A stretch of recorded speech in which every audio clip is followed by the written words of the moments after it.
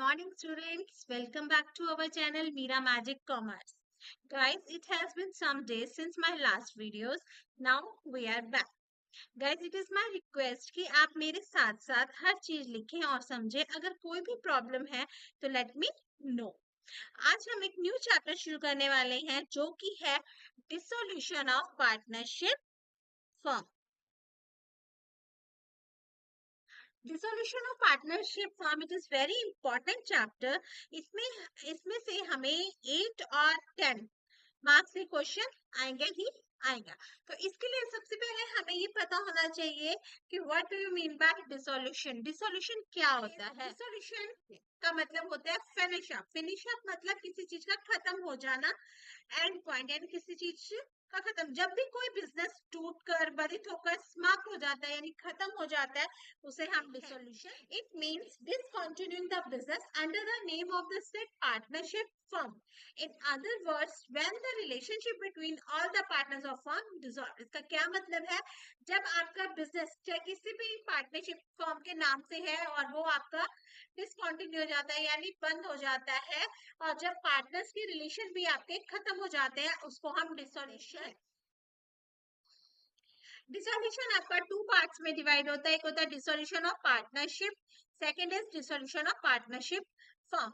Dissolution of partnership में क्या होता है? आपका वर्ड पार्टनरशिप जहां आ जाता है तो उसमें in this we speak about partnership agreement. इसमें हम पार्टनरशिप एग्रीमेंट के बारे में बात करते हैं. पार्टनरशिप एग्रीमेंट क्या होता है? जो दो पार्टनर्स के बीच या तीन पार्टनर्स के बीच में जो आपसी सहमति से एग्रीमेंट बनता है उसका खत्म होना उसको हम कहते हैं डिसोल्यूशन ऑफ पार्टनरशिप.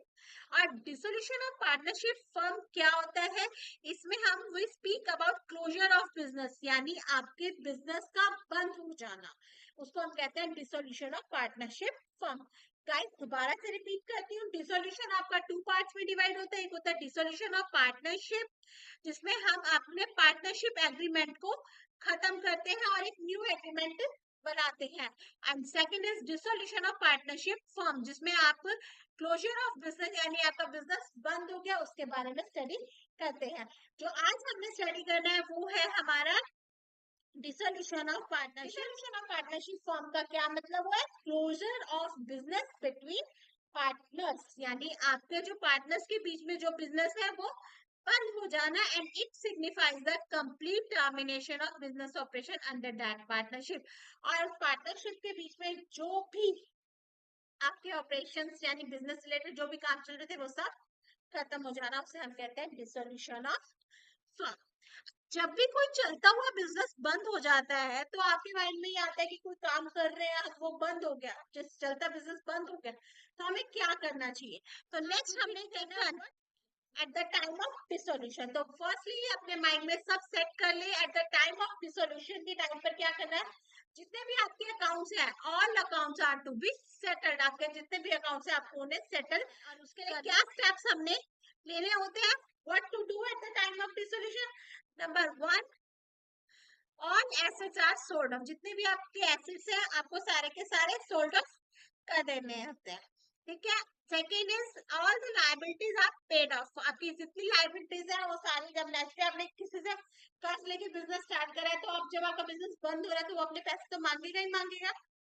तो आपने सारी की सारी लायबिलिटीज पे ऑफ करनी है. Third expenses paid of. Expenses आपके जितने भी खर्चे हैं आपके बिल्स आए हुए हैं जो भी बिल्स पेंडिंग है सब आपने पे करनी है. Fourth reserve distribution. Reserve distribution में क्या करते हैं हम? जो भी हमारे रिजर्व्स वगैरह होते हैं जो हमने रखे होते हैं फ्यूचर के लिए जो भी हमारे प्रॉफिट्स होते हैं वो सारे के सारे हमने डिस्ट्रीब्यूट करने होते हैं among partners. And the last is the final statement of partners. Last में आपको पार्टनर्स का जो भी होती है फाइनली स्टेटमेंट जो भी उनके पैसे हैं जो रहे बिजनेस में लगाए हैं उन्होंने प्रॉफिट वगैरह सब कुछ उनको देना होता है. फाइनल स्टेटमेंट प्रिपेयर करती है. Clear guys? नेक्स्ट अब क्या है ये सारे काम करने के लिए हमें कौन कौन से अकाउंट्स बनाने होते हैं तो हमने वो देखना है. तो हमारे इनके लिए मेनली 4 अकाउंट्स बनते हैं. Number 1 is realisation account. Number second is partners capital current account. Number third is partners loan account. And number fourth is bank account. तो मेन जो इसमें है that is the realisation account. अब बच्चे इनको realisation account को लेके बहुत कंफ्यूज होते हैं। क्यों? क्योंकि रियलाइजेशन एंड रिवैल्यूएशन दोनों नाम थोड़े सिमिलर से हैं, लेकिन ये दोनों एक दूसरे से डिफरेंट है। बच्चे क्या कहते हैं, रियलाइजेशन अकाउंट में भी रिवैल्यूएशन वाला जो रिवैल्यूएशन में करते हैं वही ट्रीटमेंट रियलाइजेशन में भी कर देते हैं, लेकिन ऐसा नहीं है। रियलाइजेशन एंड रिवैल्यूएशन दोनों एक दूसरे से डिफरेंट है। रिवैल्यूएशन दोनों ही एक दूसरे से डिफरेंट है। इन दोनों का मतलब ही इनके वर्ड में से आ जाता है। रिवैल्यूएशन में रिवैल्यू, रिवैल्यू का मतलब क्या होता है, वैल्यू का इंक्रीज और डिक्रीज होना। तो हम रिवैल्यूएशन अकाउंट में वो वैल्यूज रिकॉर्ड करते हैं एसेट्स और लायबिलिटीज जो इंक्रीज या डिक्रीज होती है। एंड रियलाइजेशन में रियलाइज मीन क्या होता है, जो वैल्यू आपको किसी चीज को, एसेट्स को बेच के जो वैल्यू आपको मिल रही है, रियलाइज वैल्यू मिल रही है, तो रियलाइजेशन अकाउंट में हम उन्हें रिकॉर्ड करते हैं। तो बहुत क्लियरली ध्यान से अपने माइंड में रखना है गाइस कि रियलाइजेशन और रिवैल्यूएशन अकाउंट दोनों एक दूसरे से डिफरेंट है।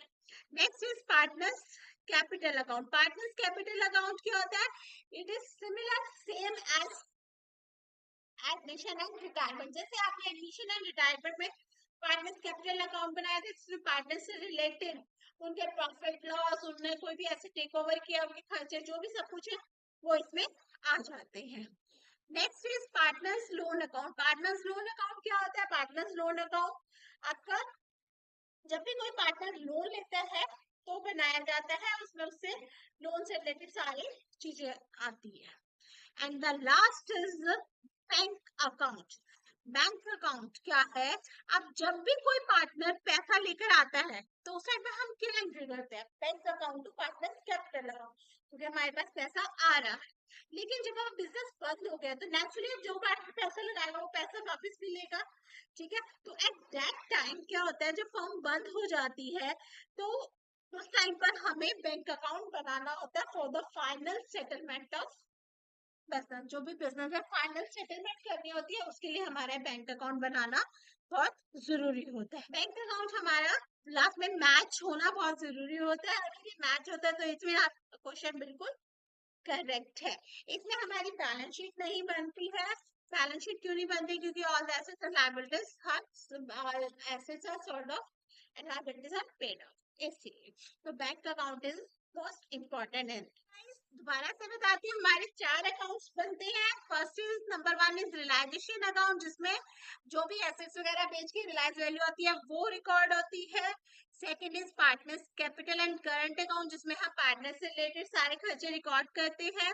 पार्टनर्स लोन अकाउंट, जब कोई पार्टनर लोन लेता है तो उससे रिलेटेड जो भी होता है हमारा वो पार्टनर्स लोन अकाउंट में आता है। And the last is bank account for bank account क्यों बनाते हैं, for final settlement of business.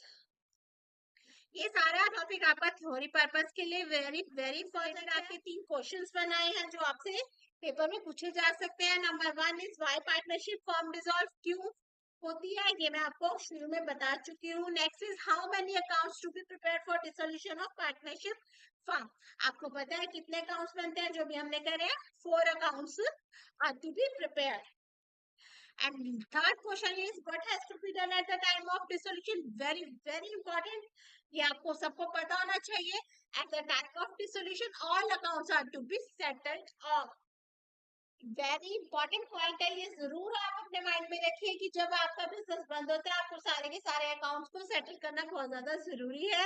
Assets sold off, liabilities paid off, expenses paid off, reserves distribution and liabilities final settlement of partners. Clear? Guys अगर आपको मेरा video अच्छा लगा तो please like कीजिए, सब्सक्राइब कीजिए एंड शेयर कीजिए। Thank you.